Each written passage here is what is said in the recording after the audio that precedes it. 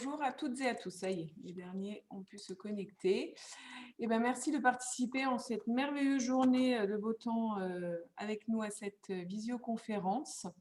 C'est Pascal Rapp qui va nous la présenter sur le management par les valeurs est-il la solution? Alors, Pascal, nous sommes prêts. Je vous laisse la parole. Bonjour à tous, bonjour à toutes. Et puis, bienvenue à ce moment passé ensemble autour de quelque chose qui nous touche beaucoup au sein du réseau Made for You, ce sont les valeurs. Alors, tout d'abord, pour nous présenter juste avec une petite slide assez rapide, Made for You est une société relativement jeune qui émane de plusieurs cabinets de consultants. Nous sommes un réseau de consultants, tous experts, avec deux sites, le siège social qui est basé sur Valence et une agence basée sur Cannes-la-Boca. Nos activités se tournent autour de 4 départements, le consulting, la formation, le coaching, le recrutement. Si vous souhaitez plus d'informations, vous avez 2 numéros de téléphone sur lesquels vous pouvez nous joindre et répondrons avec grand plaisir à toutes vos questions. Ce qui nous rassemble aujourd'hui, c'est une thématique qui a été assez d'actualité dans les années où nous avons beaucoup parlé de qualité dans les entreprises, où on affichait des qualités. Et je suis préventeur en risque d'entreprise et vous savez tout comme moi que cette conjoncture que nous vivons depuis un an, quelque part a poussé les entreprises, nos organisations, parce que je suis également chef d'entreprise, à nous structurer d'une façon différente. Et c'est là où on s'est dit au sein de notre réseau, en fait, c'est pas facile de gérer des règles. On voit bien que ce télétravail a bougé certaines règles, que certains ministres ont annoncé dès le départ certaines choses qui, 15 jours après, étaient remises en question. Et nous avons souhaité réfléchir sur, c'est pas quelque chose de nouveau, on n'a rien inventé, on a juste voulu optimiser des choses qui étaient déjà existantes. Et dans les choses qui étaient déjà existantes, il y a un terme qui revient de temps en temps d'actualité, c'est ce terme de valeur, des valeurs en entreprise.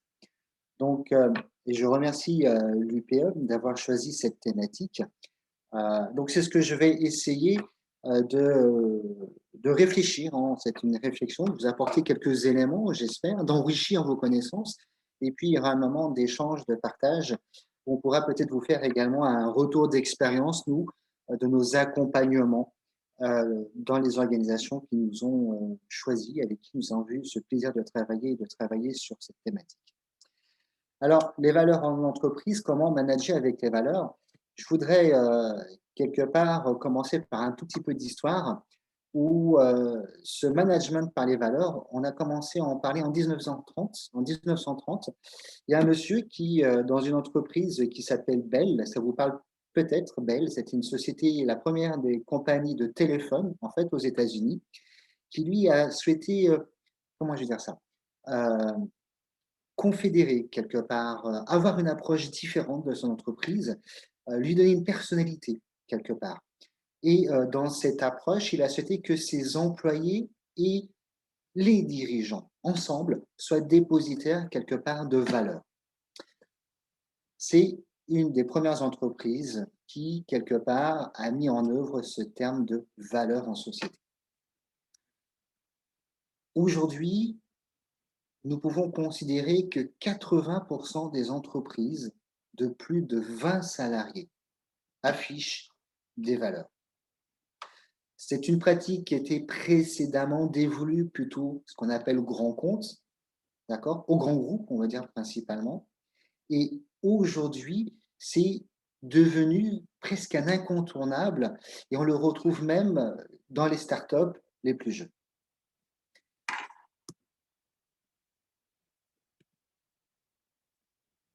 Je peux peut-être vous poser, pour rendre cette conférence assez interactive, je vais vous poser une question, vous allez la voir apparaître, j'ai demandé à Gaëlle de bien vouloir la stipuler, puisque quand on commence à vouloir manager sur les valeurs, il faut quand même déjà les définir, donc je vais essayer de vous apporter quelques éléments en la matière, mais surtout éviter de faire un amalgame entre deux mots, puisque l'on peut rencontrer quand on pose la question, c'est définir le mot besoin pour vous qu'est-ce que c'est qu'un besoin et qu'est-ce que c'est qu'une valeur pour que vous puissiez faire dans un premier temps cette différence.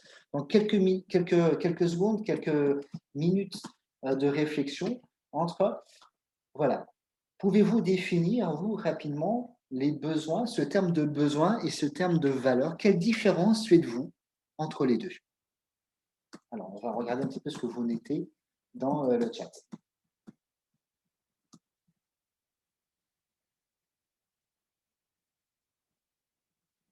Voilà, la valeur, enfin voilà, normalement, ça devrait s'afficher. À vous de jouer.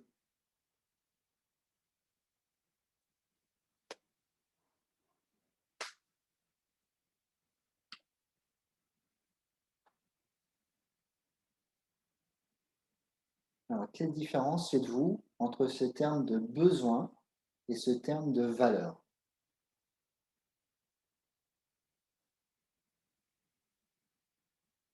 Est-ce que tout le monde le voit bien dans le chat? Il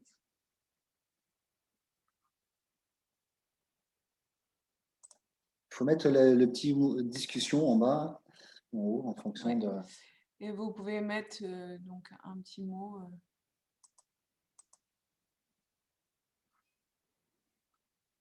Alors, les besoins sont des choses qui vont me permettre d'exister pleinement. D'accord? La valeur définit la vision de la société et le besoin représente les moyens nécessaires pour développer. Très bien. Valeur, raison d'être, besoin, nécessité. Oui, j'aime beaucoup ce terme aussi. Super, super. Alors, pour avancer, ce que je vous propose, c'est une autre définition. Hein. Quelque part, il y en aura. Ah, j'ai encore, pardon, que j'ai encore un besoin. Aspect technique, personnel pour fonctionner, des échanges de l'amour, de l'argent, valeurs, plus grand principe qui mobilise l'humain. Oui, c'est très bien, super. Alors, la définition que moi que je vous propose quelque part sur ce terme de besoin et de valeur, c'est va être la suivante. Un besoin, par définition, c'est effectivement, vous l'avez un petit peu cerné comme ça aussi, c'est l'existence née, c'est un sentiment de manque. D'accord? Ça peut être un sentiment de privation de quelque chose et qui va porter quelque part ce besoin à l'obtenir. Pour le cerveau, quand on travaille sur l'intelligence émotionnelle, le besoin, il est créateur d'anxiété. Donc le besoin va mettre l'individu en action par peur de manque. Au contraire, une valeur, c'est comme un réservoir, je l'ai noté ici, infini d'énergie, d'accord, qui va demander à s'exprimer. Quand on porte vraiment une valeur, on va la mettre en action, et là, on va la mettre en action avec plaisir, avec contraint, et on va pouvoir amener quelque part, travailler sur quelque chose que vous connaissez tous, qui s'appelle la motivation. Exprimer une valeur ne doit jamais être une contrainte. Au contraire, quelque part, et vous le savez certainement, et j'y reviendrai, pour l'avoir moi-même vécu il n'y a encore pas très longtemps, c'est que la motivation va vous pousser à faire les choses.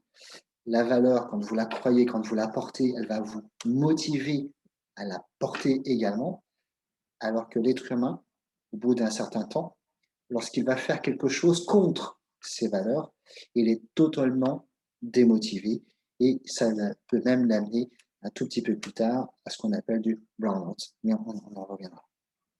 Alors, quelques petites astuces si vous le voulez bien. Une valeur, les valeurs doivent se vivre et se partager. Ce que l'on trouve encore dans certaines entreprises, ce sont des personnes qui ont décrété telle ou telle valeur pour les autres. Et ça, forcément, ça ne marchera jamais. L'objectif de travailler avec des valeurs, c'est de faire converger l'ensemble des équipes. C'est une co-construction. C'est un jeu de valeurs, ça demande du temps et ça demande énormément d'énergie pour arriver à les construire, à les définir, à les exprimer et bien entendu aussi ensuite à les faire vivre à l'intérieur d'une organisation. Pour nous aujourd'hui, avec plus de 18 ans d'expérience dans ce métier maintenant, c'est le seul moyen quelque part, de pouvoir profiter de ce que ces valeurs peuvent apporter à l'entreprise, tant sur les relations interpersonnelles que sur la manière de travailler ensemble. Et si, comme on peut le trouver dans certaines entreprises considèrent que les valeurs d'en haut sont plus fortes ou plus importantes que celles d'en bas, dans la hiérarchie, d'accord? Eh bien, nous, on décline toute mission allant dans ce sens. Travailler sur les valeurs, c'est une construction de l'ensemble de l'entreprise. Alors, j'ai une question, pardon, j'ai 3 écrans devant moi, donc si vous voyez, c'est la suite, pardon, j'avais d'autres. Donc, Magali, besoin, aspect technique personnel pour fonctionner, avec des échanges. Oui, ok, ceci on l'avait vu, merci Magali. Laurence, les besoins sont individuels, les valeurs sont génériques. Au niveau d'entreprise, bravo. Une valeur, c'est aussi pour moi une limite que je ne vais pas accepter de contredire. Ah, eh bien, ce que je vous propose tout à l'heure, je vois juste, je pense que c'est le nom de famille, Cresson. Oui, c'est Dominique le prénom. C'est Dominique. D'accord. Ce que je vous propose, Dominique, c'est peut-être que l'avancée de cette conférence nous donnera une explication, mais je veux bien qu'on y revienne un tout petit peu plus tard sur votre phrase, si vous le voulez bien. Alors, pour bien faire la différence entre besoin et motivation, d'un côté, on a un besoin qui, d'un point de vue cerveau, va créer un manque et qui, quelque part, va faire fonctionner alors cette pyramide de Maslow, mais la peur de manquer, d'accord? Et de l'autre côté, on va avoir des valeurs. Ces valeurs sont un réservoir, quelque part, débordant de motivation. Alors, vous savez, vraiment, on ne va pas faire un cours sur les motivations, mais on a des motivations intrinsèques et extrinsèques. D'accord? Là, on est sur la motivation intrinsèque, c'est de la valeur. Et de l'autre côté, cette nécessité à mettre en action par la peur de manquer, que l'on va appeler ça le besoin. Donc, le but du jeu de valeurs communes pour un groupe est de mieux comprendre qui est ce groupe, ce qu'il sait faire naturellement, avec plaisir d'un côté et surtout efficacité de l'autre. Et c'est là que les valeurs vont devoir se définir en prenant en compte à la fois cette notion de plaisir et cette notion d'efficacité. De manière à arriver à quoi? De manière à arriver à cette zone de performance et de motivation. Donc, confondre besoin et valeur, c'est le meilleur moyen de culpabiliser ou de faire culpabiliser les collaborateurs qui ne vont pas répondre ou qui ne répondront pas très globalement correctement et auront des besoins insatisfaits de l'entreprise et l'entreprise, bien entendu, sera insatisfaite de leurs collaborateurs.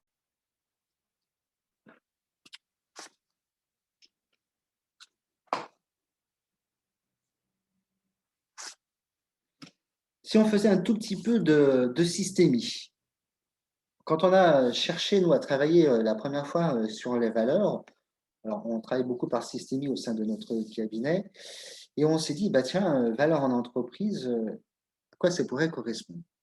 Et en fait, on s'est rendu compte que les récentes études sur la systémie ont prouvé qu'une entreprise, en tant que groupe d'humains, a le même fonctionnement qu'un organisme vivant. C'est-à-dire qu'en fait, une entreprise est un organisme vivant. Elle a donc un code génétique et un ADN unique qui va la différencier de toute autre entreprise. Alors, je ne vous connais pas, je n'ai pas ce plaisir, mais vous savez que si vous êtes commercial, si vous êtes peu importe l'activité, mais les chefs d'entreprise nous disent toujours oui, mais chez moi, c'est pas pareil.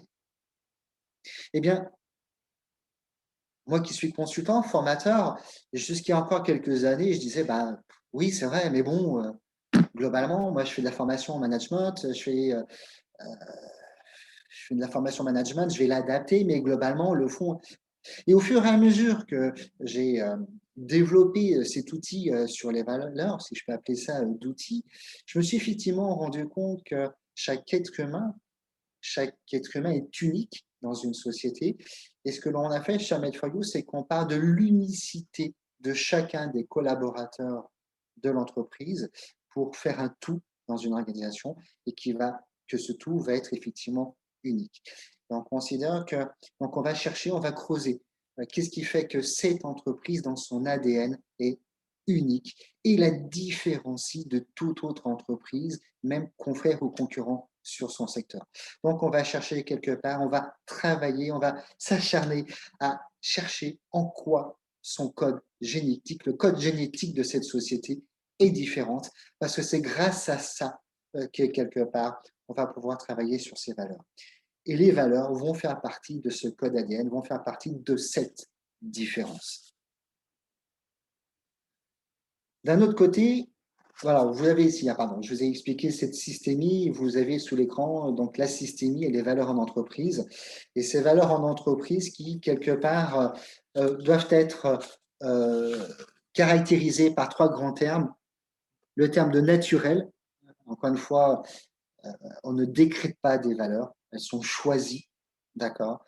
C'est quelque chose où, globalement, quand on pose la question aux collaborateurs, quand on fait les enquêtes ou les sondages pour la mettre en œuvre, ben, c'est du spontané, hein. C'est quelque chose qui doit venir du cœur, quelque part, des collaborateurs. Elles sont applicables à l'ensemble de la société. Donc ça, si demain vous souhaitez travailler sur vos valeurs en entreprise, eh bien, retenez bien ces trois premiers mots. Il y aura d'autres choses à retenir, mais ça, c'est trois choses importantes. Naturel, applicable à l'ensemble de l'entreprise. Quand je dis à l'ensemble de l'entreprise, ça veut dire de tout en haut jusque tout en bas. Et c'est là où le choix de ces valeurs est important. Et puis stable, ça veut dire que même si votre organisation bouge un tout petit peu, bien vos valeurs, elles, avant de les faire changer, ben, il va falloir vraiment qu'il se passe des choses fortes. D'accord? Alors, aux États-Unis, on parle beaucoup de valeurs, on parle de corporate values, et on les définit comment? On parle de process, de principes moraux, dans lesquels on parle de loyauté envers les clients, les collaborateurs, de qualité supérieure. On verra certains termes en France, comment on peut les définir également.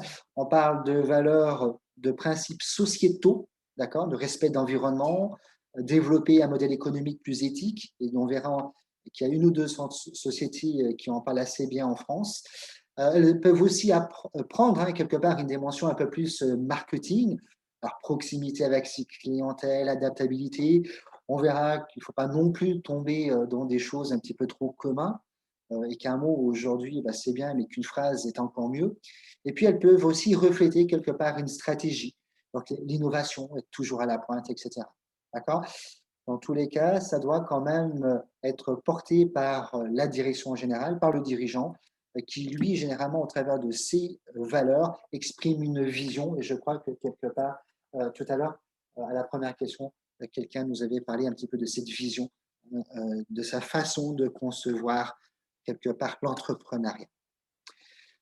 Juste après, je vous ai mis trois typologies d'entreprises qui ont très très tôt, en fait, parlé et capitalisé sur ce terme de valeur, qui ont un petit peu évolué dans le temps.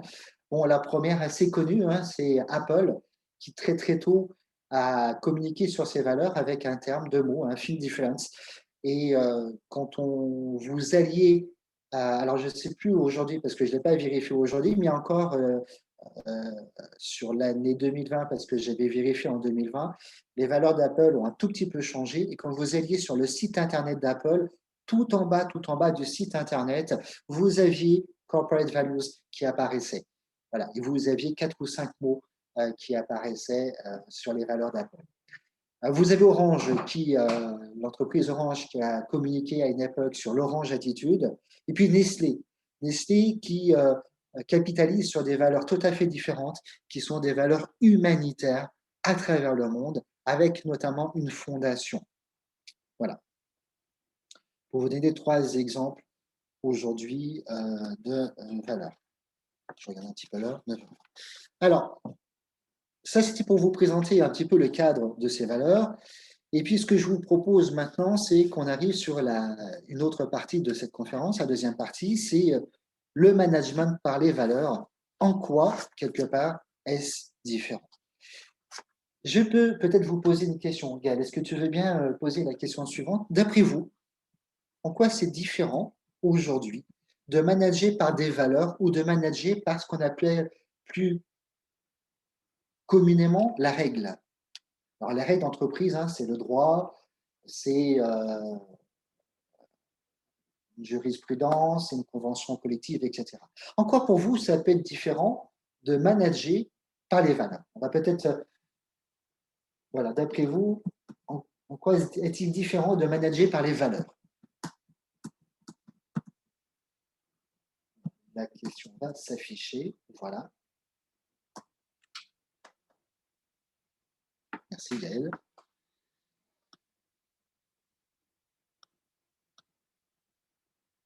L'utilisation des valeurs permet de fidéliser et de convaincre les collaborateurs. Bien sûr, tout à fait, Yves.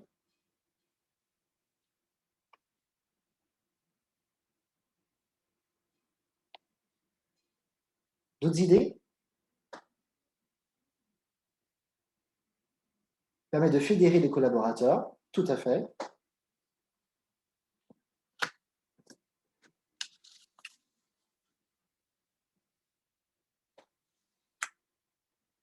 Pour promouvoir créativité et un certain niveau d'autonomie, bien sûr.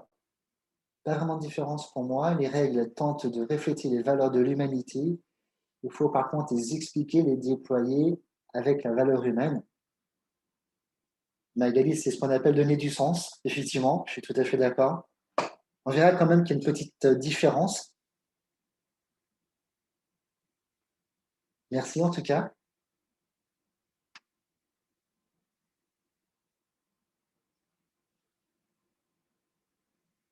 Les collaborateurs seront en adéquation avec leur propre système de conviction. Oui. Être aligné, j'aime beaucoup ce terme, aller dans le même sens. Les valeurs sont des sentiments louables et sincères et les règles sont figées, pas forcément justes. Oui, j'adore ça. Et pourtant, et pourtant. Alors, ce que je vous propose, ce n'est pas d'apporter une correction, en tout cas, ce n'est pas une correction, c'est un sentiment, d'accord? C'est ma vision en tant que chef d'entreprise aussi, en tout cas par rapport à ce que nous avons pu mettre en œuvre, nous, autour de cette thématique. Alors, c'est vrai que quelque part, comment je vais dire ça? Très souvent, les valeurs d'une entreprise représentent quelque part la vision du dirigeant. En tout cas, lui permettent de fixer des objectifs et de prendre des bonnes décisions au quotidien. Vous êtes, encore une fois, je ne connais pas votre activité, mais imaginez. Vous recevez une proposition d'un partenariat qui ne serait pas en adéquation, avec vos propres valeurs morales ou sociétales. Ça va être difficile, hein? Ça va être difficile.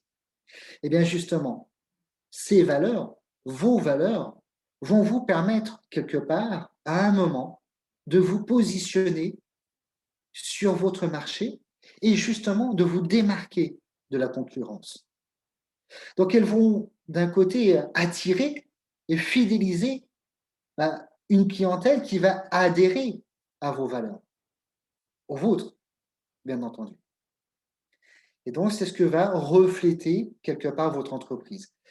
Et à terme, on en parle aujourd'hui, hein, c'est votre image de marque. Aujourd'hui, beaucoup d'entreprises souhaitent, de par cette situation sanitaire, je ne vais pas dire redorer leur blason quelque part, mais se faire connaître.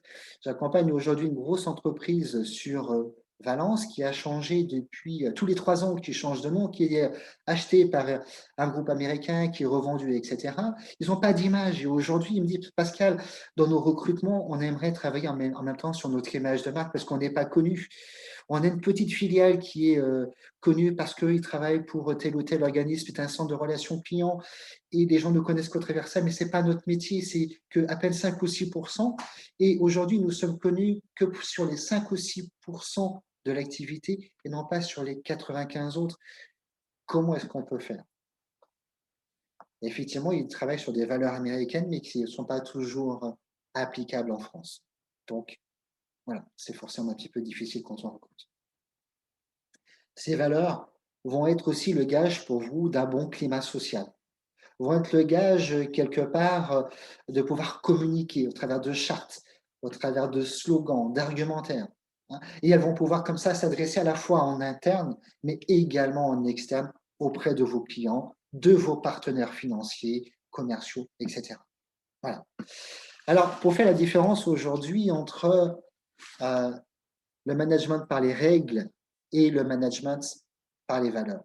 Très tôt, alors je ne vais pas revenir sur ce que vous avez tous pu suivre des conférences sur la génération Y, sur la génération Z, etc.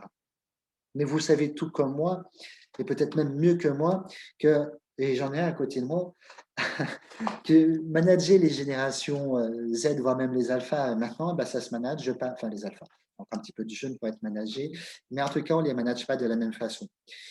Et que quand on fixe des règles, eh bien ces règles, pas toujours facile à les faire respecter. Arriver le matin à 7h45 pour prendre son poste à 7h50, c'est parfois un petit peu compliqué. Et ces règles-là, elles sont difficiles. Et cette crise sanitaire, là aussi, nous a montré que nos règles de travail jusqu'à présent, eh bien, étaient mises à mal. Alors, quelles sont les limites de ce travail par les règles?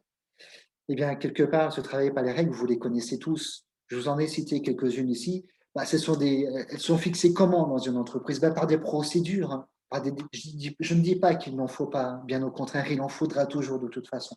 Néanmoins, aujourd'hui, on se rend compte que ces process, ces descriptions de postes, ces objectifs, tous ces outils, quelque part, vous le voyez à l'écran, ont été conçus dans un seul but pour aider le manager à assumer sa principale contribution, à prescrire quelque part ce qui doit être fait par ses collaborateurs, de manière à contrôler. Mesdames, Messieurs mes collaborateurs, est-ce que vous avez respecté, est-ce que vous avez réalisé vos objectifs? Oui, non, etc. Voilà. C'est bien adapté à un environnement stable et prévisible, quelque part. Ce sont des outils qui s'avèrent relativement efficaces parfois, mais aussi parfois totalement inefficaces dans un monde qui est en perpétuelle évolution, en perpétuel changement. D'accord? Pourquoi je vous dis ça? Est-ce que vos fiches de poste ont été... non, je vais formuler ma question d'une façon différente. Depuis combien de temps n'avez-vous pas touché une fiche de poste dans votre société? Si votre société a 5 ans et 10 ans, éventuellement, vous les avez fait il y a quelque temps, d'accord? Est-ce que vous les avez fait évoluer récemment? Est-ce que vous avez intégré cette notion de télétravail? Vous allez me dire, Pascal, c'est un peu jeune, ça fait à peine un an. Oui, et vous allez avoir des entretiens d'évaluation annuels à mener. Vous avez également des entretiens professionnels. Est-ce que vous avez fait bouger cette règle-là? Et c'est là qu'on se rend compte que quelque part, eh bien, les règles aujourd'hui, elles sont parfois difficiles, délicates à pouvoir se mettre en action. D'accord? Et que ça manque un tout petit peu de flexibilité. Les règles sont prévues pour structurer votre organisation, on l'a dit, d'accord? Elles n'intègrent pas toujours, voire même très rarement, voire même pas du tout, cette notion de dimension relationnelle. Elle renforce un certain cloisonnement. Et combien de fois vous allez avoir des collaborateurs qui vont vous dire, mais c'est pas à moi de le faire. C'est pas marqué dans ma fiche de poste. Eh bien, effectivement. Et ça va entraîner quoi, ça? Eh bien, ça va entraîner dans des entreprises des conflits. Bien entendu, parce qu'on construit une fiche de poste par rapport à une expertise qui est requise, qui est technique, d'accord? Mais elle ne parle pas d'état d'esprit, elle ne parle pas d'attitude générale. Et puis quand on met un comportement dans une fiche de poste, c'est difficile, d'accord? Effectivement. Et cette fiche de poste, eh bien, maman va vous dire, bah non, en situation de conflit, ça ne m'appartient pas parce que c'est pas marqué dans ma fiche de poste. Et là, vous dites, c'est tout le travail que j'ai fait précédemment. En fait, je pensais que ça allait régler les choses, en tout cas les anticiper. Eh bien, ça ne règle rien du tout. Et au contraire, ça ne fait que créer et rajouter du conflit dans mon organisation. Voilà. Sans compter que dans les petites structures, eh bien, ces règles, elles ne sont pas toujours suivies, même mises en œuvre. Dans les entreprises de moins de 12 personnes, quand on parle de fiches de poste, quand on parle d'organigramme, vous pouvez me présenter votre organigramme? Mon quoi? Vous savez, Pascal, ici, on est polyvalent, tout le monde fait tout. Bien sûr, bien sûr. Donc, vous voyez que quelles règles? Voilà. Alors, quand on parle de management par les valeurs, quels sont les bénéfices de manager par les valeurs? Outre le fait qu'elles vont rassembler un peu plus nos jeunes générations, quelque part, quelques réponses.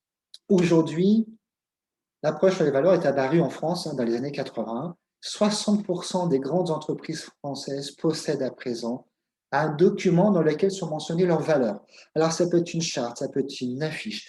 Dans un des travaux que nous avons fait pour un grand groupe, on a travaillé avec l'ensemble des collaborateurs, enfin ceux qui ont, il y a certains collaborateurs qui ont été choisis quelque part, d'autres qui ont été sollicités grâce à un sondage, d'accord. Et aujourd'hui, tous les managers, puisqu'on en a traduit une charte managériale, puisque c'est bien beau d'afficher les valeurs, mais après, il va falloir les porter, ces valeurs au quotidien, et puis les appliquer, quoi. Et donc, vu que tout le monde doit les appliquer, il faut que ça redescende juste en bas. Alors, au niveau de la strate management, il y a, je sais plus, je crois que c'est 4000 collaborateurs, il va y avoir 1500 managers.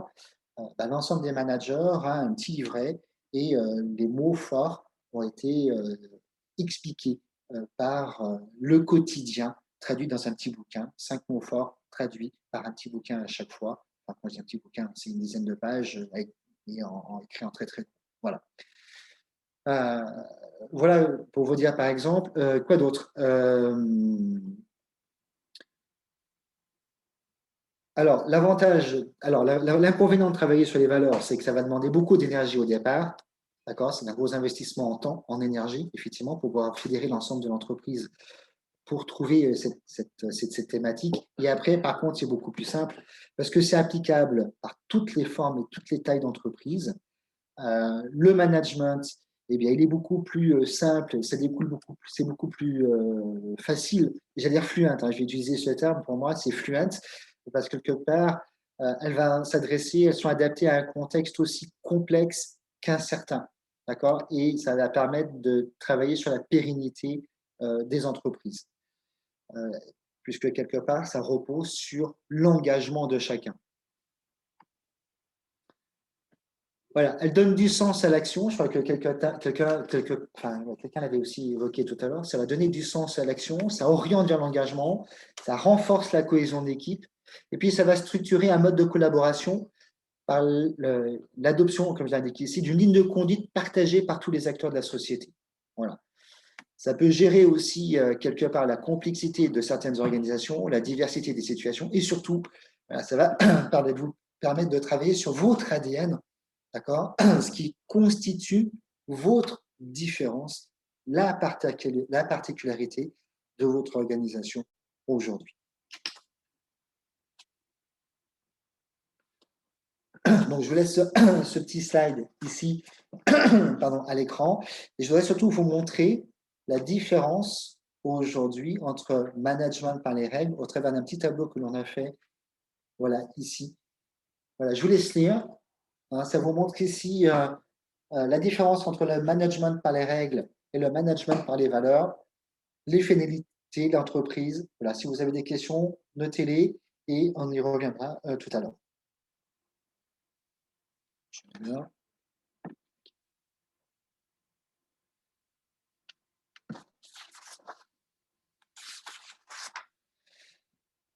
Alors, tout à l'heure, je vous ai dit, valeur, motivation, des choses qui sont communes. Vous savez tout comme moi quand on travaille sur les motivations. Motivation exogène, motivation endogène. D'accord. Pardon. Je vais vous détailler un petit peu ces deux finalités entre les valeurs exogènes et les valeurs endogènes. Donc, une valeur exogène, je pense que ça pose, le nom parle de lui-même. D'accord. Il est diffusé vers l'extérieur, c'est-à-dire en fait vers les clients, les fournisseurs, les partenaires. Elles ont pour objectif promouvoir l'image de l'entreprise et bien entendu créer quelque part sa réputation. Deux, trois exemples. Pour Cartier, ça a été de travailler sur l'éthique. Pour LVMH, ça a été de travailler sur l'excellence. M6, chaîne de télé relativement, j'allais dire récente, un peu moins âgée que peut-être que les grosses. Dès le départ, M6 a parlé d'un mot qui était la passion. Les valeurs endogènes. Dans les valeurs endogènes, ce sont des valeurs qui sont à destination de l'entreprise, en interne. C'est ce qui va constituer son socle identitaire commun, au sein duquel, quelque part, vont être mentionnés des comportements, par exemple le terme de partage, d'accord, des aptitudes, par exemple la créativité, des modes de pensée, on peut retrouver ce terme d'ouverture, que chacun au sein de l'entreprise doit adopter pour contribuer quelque part à quoi? À ce qu'on appelle le projet d'entreprise. Et ce, quelle que soit la fonction ou le niveau de responsabilité. D'accord? Donc, valeur exogène d'un côté, valeur endogène de l'autre. Si vous le voulez bien, je vais m'attacher à ce qui me touche plus particulièrement, parce que sinon, je pense que les 20 minutes qui nous restent, ça ne me suffirait jamais. On va s'attacher à quelque chose qui nous rassemble aujourd'hui à tous et puis que nous vivons, ce sont plutôt les valeurs endogènes. Je vais vous donner quelques éléments clés pour pouvoir réfléchir, travailler, accompagner vos équipes, vos collaborateurs vers cette notion de valeur et de management par les valeurs. Dans les valeurs endogènes, on va catégoriser quelque part, on va mettre 4 grandes catégories. Cette valeur endogène va devoir s'exprimer en fonction de 4 attentes. Une notion de capacité, une notion de comportement, une notion d'état d'esprit et une notion de vertu. Alors, qu'est-ce que je mets dans capacité? Je vais y mettre des compétences ou des aptitudes à mobiliser. Donc, je vais remettre ici, par exemple, la créativité, l'adaptabilité, la réactivité, l'anticipation. Dans certains secteurs, on va parler d'esthétisme. Au niveau du comportement, je vais y mettre une certaine manière d'être, une ligne de conduite que l'on va pouvoir définir au travers de mots comme l'écoute, l'exemplarité, l'initiative, la proximité, le respect, le partage. Au niveau de l'état d'esprit, je vais travailler ici la mentalité, les mentalités ou les modes de pensée de l'organisation. Donc là, on va pouvoir travailler des mots comme la confiance, la solidarité, le bon sens, la passion, l'ouverture, l'ambition. Et un dernier point qui est assez fort, c'est la vertu. Donc la vertu, ici, on va y trouver l'éthique et des valeurs morales. Donc là, on va pouvoir retrouver des entreprises qui travaillent sur des termes comme le courage, la loyauté, la responsabilité. Un terme que j'aime bien, moi, c'est l'humilité. Et puis, cette notion de droiture. D'accord? Vous voyez, donc, dans un premier temps, on travaille sur ces 4 thématiques. Et ce n'est pas fini.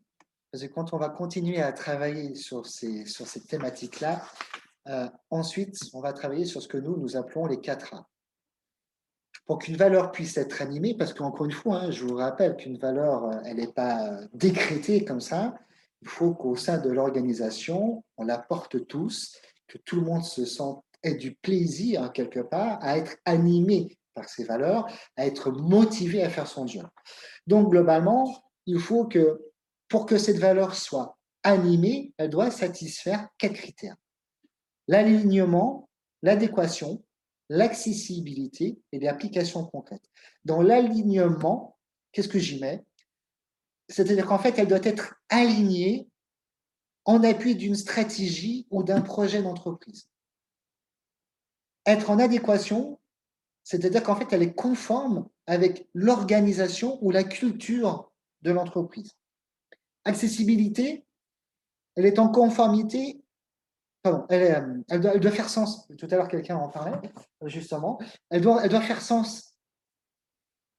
C'est-à-dire qu'il faut qu'elle soit accessible à tous, elle fait du sens à tous dans l'entreprise. Et application concrète, eh bien, ça veut dire tout simplement qu'une valeur dans une organisation, elle doit pouvoir être pilotée.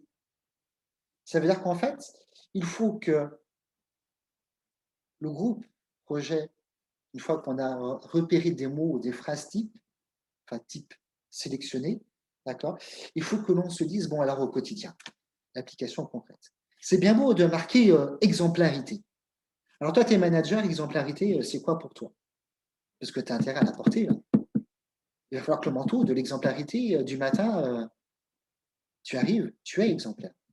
Parce que ça veut dire quoi? Ça veut dire que quelque part, à un moment, dans un entretien de recadrage, d'accord, ou de reproche que je vais faire à un collaborateur, je vais également pouvoir dire, bah tiens, ce terme d'exemplarité dans nos valeurs, ah oui, mais moi, tu m'as pas dit ce que ça voulait dire avec l'exemplarité, tu vois, tu n'arrives pas à l'heure, toi. Ah oui, comme quoi ça peut être facilement retravaillé et se retourner contre nous. Voilà. C'est pour ça qu'il y a des mots que j'invite mes clients à ne pas utiliser, hein, c'est des termes de succès, de talent, de performance, d'internationalisation, parce que, ou de réputation, parce qu'en fait, ça ne peut pas être utilisé par le management, ça ne sert à rien. On ne peut pas concrètement, qu'est-ce qu'on va dire, des valeurs d'internationalisation. Ah ouais, mais ça veut dire quoi? Comment je traduis ça au quotidien? C'est difficile de traduire ça au quotidien. D'accord? Voilà. Donc, en finalité, quelque part, hein, souvenez-vous que ces valeurs, ces 4A, quelque part, ça doit fédérer l'ensemble des acteurs de l'entreprise, ça doit faciliter l'adhésion à un changement, ça doit permettre d'animer une équipe au quotidien et ça va introduire quelque part de la simplicité face à la complexité des modes d'organisation que nous trouvons aujourd'hui.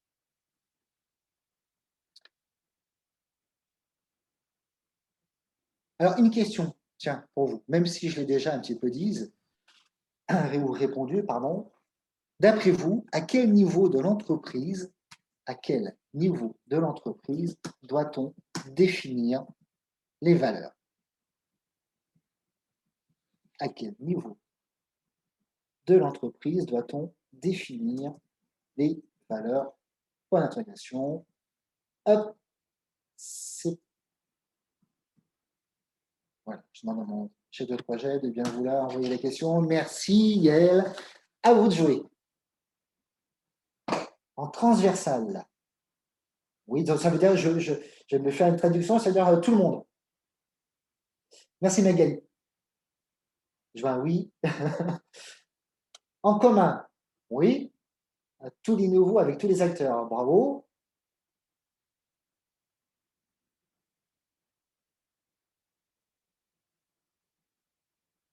Réflexion partagée. Très bien. Merci Laurence. Très bien. Alors, effectivement, vous avez raison. Sur le principe, dans réflexion partagée, oui. Sur le principe, vous avez tout à fait raison. Il vaut mieux impliquer l'ensemble des collaborateurs, d'accord, à avoir ce travail pour que ce ne soit pas encore une idée de la direction, une idée du CODIR qui a encore décrété des choses pour que ce soit appliqué par tous, effectivement. Idéalement, au niveau de l'entreprise, alors parfois, ce n'est pas toujours le cas. Alors, rien ne m'empêche de le faire avec un petit comité, d'accord, dans lequel on va prendre quelques personnes de la direction, quelques personnes du management. Bon, on constitue une équipe projet, d'accord. Par contre, il faudra bien vérifier que les 4 valeurs que je vous ai présentées dans la présentation, dans le choix de ces valeurs, soient bien définies, soient bien expliquées. D'accord? Voilà. Combien faut-il de valeurs? Tiens, on peut peut-être poser cette question, Gaël, également, s'il te plaît. D'après vous, combien faut-il de valeurs dans une organisation, dans une société? Combien faut-il de valeurs dans une entreprise? 3 ou 4? Impeccable.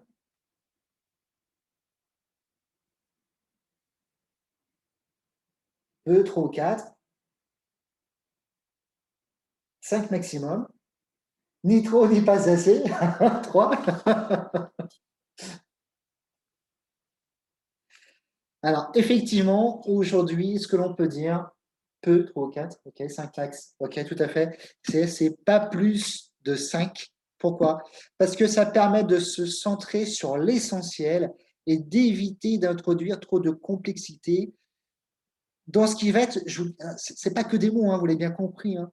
Après, c'est toute une démarche. Et pour que cette démarche soit simple et pragmatique, il ne faut pas plus de 5 valeurs. Alors, qui doit déterminer les valeurs? On l'a vu, hein, globalement l'ensemble de la société, effectivement, la direction, un groupe de travail, des salariés. Alors, ça peut être un système d'information, hein, quand on a des groupes qui sont sur plusieurs sites. Et ça, c'est pas toujours facile à mettre en œuvre quand on va solliciter plusieurs sites d'une société. D'accord? Donc, ça, c'est un gros travail sur des grands groupes. Mais surtout, penser à satisfaire aux exigences des 4 critères évoqués précédemment, de manière à ce que les risques de digression soient quelque part évités et les risques d'incohérence également. Voilà. Alors, l'ancienne tendance, hein, consistait à formaliser une valeur par un mot-clé tel que respect, confiance ou encore audace. Alors ça, aujourd'hui, faites-y attention. L'inconvénient d'un mot-clé, c'est qu'il peut être interprété, hein, et on le voit bien, hein, si vous faites de la communication, vous avez certainement, si je vous dis fleur, eh bien certainement, certaines personnes vont penser à une rose, d'autres vont penser à la Saint-Valentin, d'autres vont penser à un ressenti, à une couleur, etc. Voilà, c'est le risque d'utiliser un mot-clé simplement. Donc aujourd'hui, on n'utilise pas que des mots, d'accord? On va utiliser plus particulièrement une phrase que l'on va développer. C'est pour ça que nous préférons rédiger une phrase courte qui va traduire quelque part la volonté de l'entreprise avec un verbe d'action.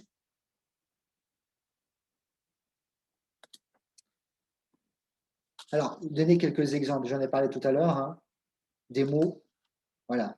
Ça, ce sont des choses que nous avons pu retrouver dans certaines entreprises. Internalisation, ce n'est pas une valeur, hein.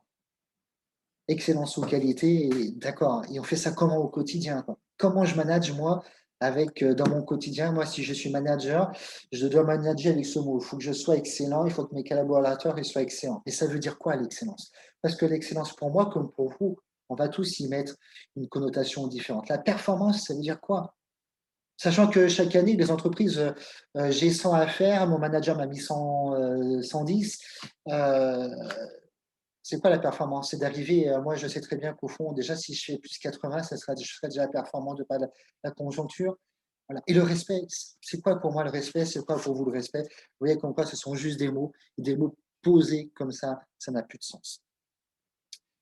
Voilà. Alors, comment faire vivre quelque part ces valeurs au sein de la société? Ces valeurs instrumentales, hein, doivent avoir un lieu avec des valeurs, ce qu'on appelle nous terminales. Donc, enfin, effectivement, il faut quand même qu'il y ait un sens entre ce qu'on a dit, hein, l'externe, l'interne et l'externe, d'accord? Et c'est par l'alignement de et puis cette notion de valeur sociétale, et c'est par l'alignement quelque part de ces 3 thématiques, de ces 3 niveaux de valeur, que quelque part l'ensemble de nos acteurs trouveront du sens à ce qu'ils font, d'accord?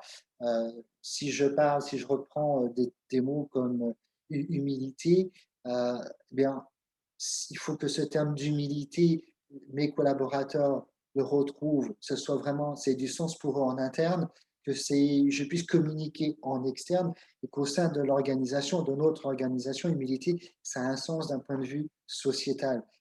Voilà, les gens, sinon, comme on l'a dit tout à l'heure, ça n'aura pas de sens pour eux. Et aujourd'hui, il faut donner du sens. Pour nous, nous considérons que dans notre cabinet, on a beaucoup travaillé sur des valeurs externes, hein. À une époque, qualité, on mettait le client au centre des organisations. Moi, depuis plus de 10 ans, dans les différents cabinets que je peux manager, je dis qu'aujourd'hui ne resteront sur le marché que les entreprises qui sauront remettre au centre de leur organisation les hommes et les femmes qui font leur quotidien. C'est nos collaborateurs qui doivent être au centre de cette organisation. Et le travail sur les valeurs nous permet de faire ceci. Si nos collaborateurs sont bien au centre de notre organisation, ça sera beaucoup plus simple, ça se saura à l'externe. Aujourd'hui, il y a des tas d'éléments qui font que quand on va recruter quelqu'un, on a même des sites qui disent telle entreprise, elle est bien notée ou elle est mal notée. On a des collaborateurs qui vont marquer le salaire directement sur des sites Internet. Donc, si nos collaborateurs sont bien, ça se sait automatiquement à l'extérieur de la société. Donc, nos valeurs, elles sont là aussi pour travailler dans ce sens-là.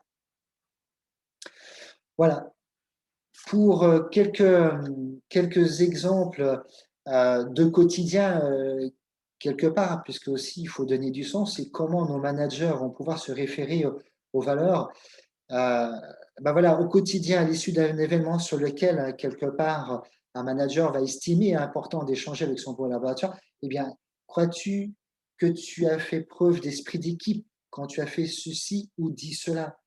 Vous voyez, c'est pas respecter un comportement, une règle. Voilà, c'est la notion d'esprit d'équipe. Ou lors de l'évaluation de la fin d'un période d'essai en fin de mission pour un CDD, par exemple, ou pendant un entretien d'évaluation annuel ou un entretien de gestion de carrière ou des promotions, les valeurs, est-ce qu'elles sont intégrées aux différents supports d'évaluation? Oui ou non? Voilà, c'est important aussi à ce moment-là de dire, de reprendre ces valeurs et d'échanger lors d'un entretien annuel ou lors d'une fin de mission avec un collaborateur sur ces notions de valeurs. Je vais vous citer aussi, je crois que dans le slide d'après, voilà, je vous mets quelques exemples d'utilisation que c'est notre activité, d'accord, en recrutement. Voilà, lorsqu'on parle de valeurs d'entreprise en recrutement, bien, si ces valeurs sont affichées, on va faire réagir le candidat. Bah, tiens, pour toi, pour vous, quel est le niveau de facilité d'appropriation de nos valeurs sur une échelle de 1 à 5? Voilà, l'entreprise a telle valeur. Pour vous, qu'est-ce que ça évoque? Qu'est-ce que ça veut dire? Comment est-ce que vous allez vous les approprier? Comment est-ce que vous allez quand même les porter au quotidien? D'accord? Et puis la personne qui va mettre 3 ou 5, est-ce que vous pourriez argumenter un tout petit peu ce score? Expliquez-moi. Vous voyez, ça nous permet de rentrer en relation et d'interroger quelque part les personnes que l'on va recruter d'une façon différente. Autre chose que, c'est quoi vos qualités? C'est quoi vos défauts? Voilà. On peut aussi proposer 15 valeurs à un candidat et puis le demander de se positionner, d'en prendre 5. Et puis on va voir si ça se rapproche globalement de celle de l'entreprise ou pas. Dans un contexte d'engagement également, qu'est-ce que vous proposez pour être davantage ou encore plus en phase avec nos valeurs? Voilà, quel objectif proposes-tu qui sont en lien avec nos valeurs? Voilà. Ou dans le cadre d'une animation au quotidien, penses-tu que ce comportement, c'était un événement, est en phase avec nos valeurs? Qu'est-ce que tu proposes pour changer, pour t'en rapprocher? Voilà, globalement, je pourrais vous dire encore des tas de choses, mais on va laisser les 5 minutes peut-être pour que vous puissiez évoquer quelques questions, peut-être à nous citer ou revenir sur certaines choses. N'hésitez surtout pas. En tout cas, merci de votre attention.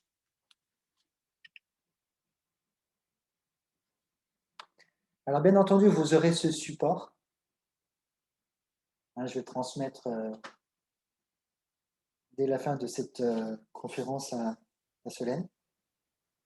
Solène, je ne sais pas si on peut peut-être ouvrir les micros ou c'est à nous de le faire Oui, peut-être de bien notre sûr, côté. bien sûr. Voilà, c'est peut-être à nous Chacun de le peut faire. réouvrir son Voilà, micro. merci en Et tout cas. moi, je vais juste vous mettre le lien pour le replay à partir de demain dans le chat. Et n'hésitez pas à poser vos questions. Pour ceux qui n'auraient éventuellement pas de micro, de le mettre dans le chat comme vous avez fait jusque-là. Moi, j'ai une question. Bonjour à tous. Bonjour Magali. Je voulais savoir techniquement comment vous venez en entreprise, en fait. Comment se déploie votre mission? Tout va dépendre, Magali, bien entendu, du format de la société. Quand je parle du format, c'est une petite structure ou une grande structure. Si c'est une société avec plusieurs sites, il va falloir que l'on réfléchisse avec le réseau, enfin le système informatique, etc. Ou nous, donc, de proposer un outil pour pouvoir trouver un comité de pilotage, d'accord, et puis surtout de pouvoir impacter l'ensemble des collaborateurs. Et après, on va étudier un petit peu l'historique, la vision de l'entreprise, son chemin, ses concurrents, l'ADN. On va essayer de trouver l'ADN, nous, de la société, et pour pouvoir réfléchir à des phrases, des mots forts. Et après, on va les dupliquer. Récemment, on a travaillé pour une grande banque, donc je vous l'ai dit, 4000 collaborateurs en France. Ils voulaient construire, apporter, alors, une banque qui bouge beaucoup, qui bouge énormément. Néanmoins, aujourd'hui, il était nécessaire de refédérer l'équipe managériale, donc 1500 managers à travers la France. Et donc, on a souhaité impliquer l'ensemble des 1500 collaborateurs. Et on a fait ça lorsque c'était encore possible, dans une grande salle où on a réussi à réunir l'ensemble des collaborateurs et à les faire travailler dans une grande salle. Après, on a été chercher dans chaque agence une personne qui a été référente, par exemple. Voilà. Et puis, on a travaillé sur plusieurs mots, plusieurs phrases que ça voulait dire. Une fois que tout le monde a été d'accord, les 5 mots forts ont été travaillés dans le quotidien du manager.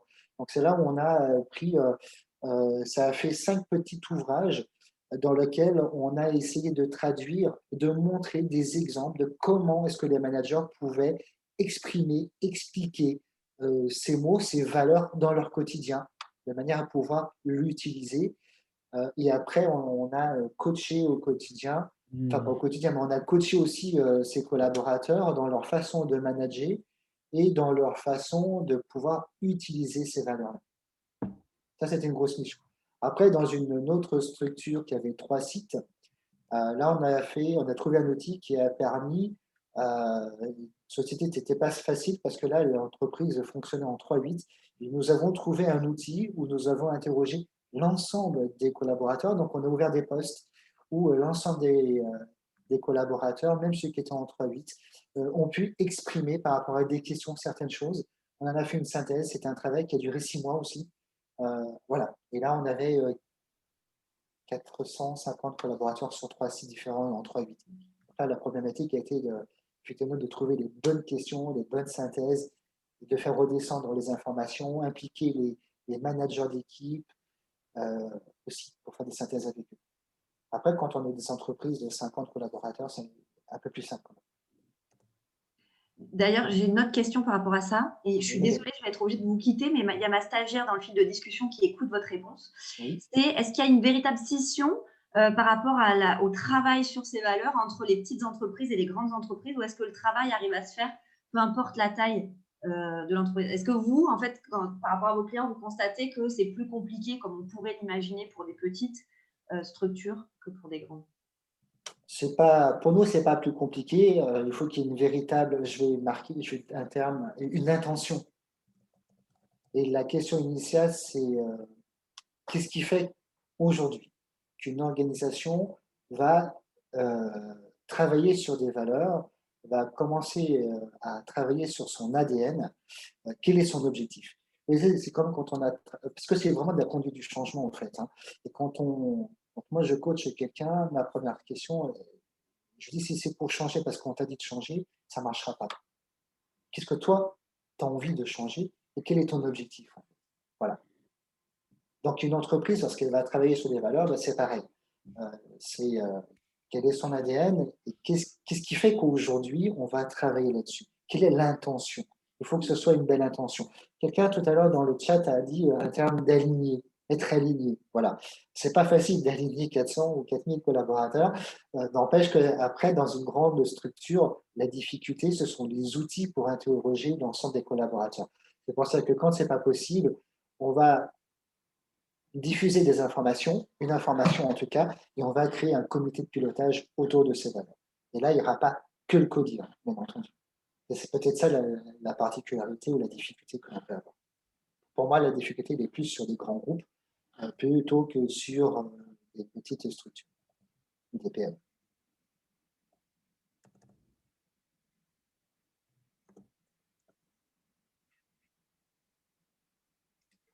Pas d'autres questions? Oui. Voilà, c'est ce que j'allais dire. Est-ce qu'il y a d'autres questions? Non. Non. Très bien. Merci.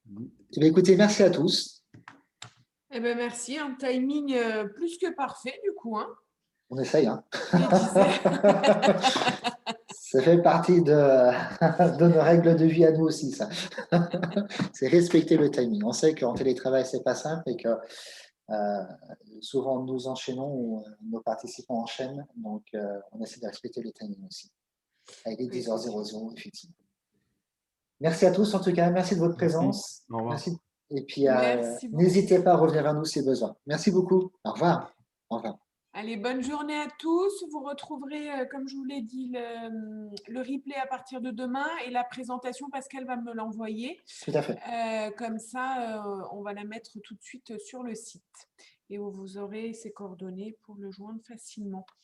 Eh ben, merci beaucoup. On se retrouve pour notre part vendredi sur un nouveau thème dont je ne me souviens plus tout de suite, mais je vais vous le retrouver.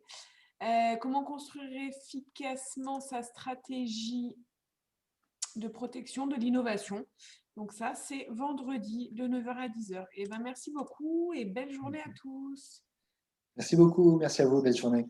Au revoir. Au revoir.